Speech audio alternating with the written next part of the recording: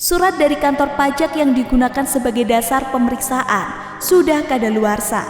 Secara hukum, surat itu tidak sah, tapi tetap digunakan. Di tengah sakitnya, Yus memilih berdiri melawan ketidakadilan.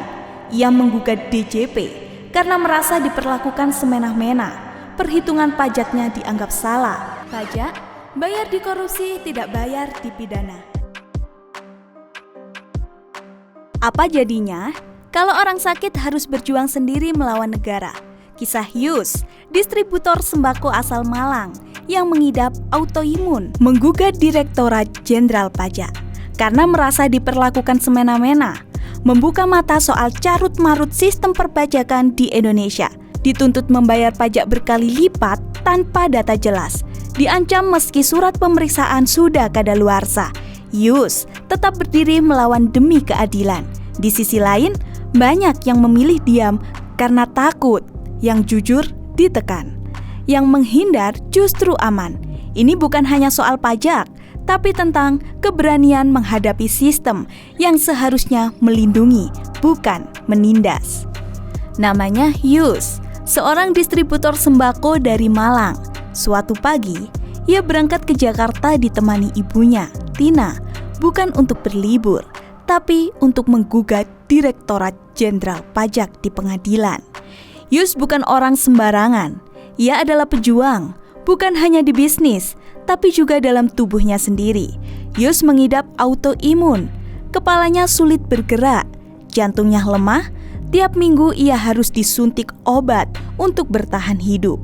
Di tengah sakitnya, Yus memilih berdiri melawan ketidakadilan. Ia menggugat DJP karena merasa diperlakukan semena-mena. Perhitungan pajaknya dianggap salah. Petugas pajak tiba-tiba menuntut angka 3 hingga 4 kali lebih besar dari yang ia laporkan. Saat Yus meminta adu data, mereka menolak. Mereka paksa Yus mengakui keuntungan yang bahkan tak pernah ia raih. Usaha lain untung segitu, kata mereka. Tapi saat ditanya buktinya, diam. Lebih parah lagi, surat dari kantor pajak yang digunakan sebagai dasar pemeriksaan sudah kadaluarsa. Secara hukum, surat itu tidak sah, tapi tetap digunakan. Menurut Ikatan Wajib Pajak Indonesia, kasus seperti ini bukan 1-2, bahkan masa jabatan Dirjen Pajak pun dipertanyakan. Tapi saat ditanya, jawabannya saling lempar tanggung jawab. Ibu Yus, Tina, kini hanya bisa bekerja apa adanya. Energinya habis mengurus masalah pajak yang tak kunjung usai. Dulu kerja dari pagi sampai malam, sekarang jalanin aja. Pajak naik terus, tapi omset kadang turun. Lama-lama malas juga, ucapnya. Di sisi lain ada Roy, distributor alat listrik dari Krian. Ia memilih diam, punya NPWP tapi tak pernah lapor. Kalau sekali kena, habis kita.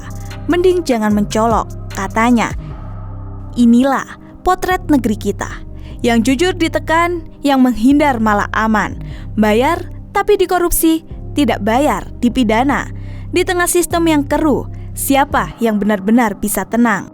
Untuk membaca artikel lebih lanjut hanya di website getradius.id.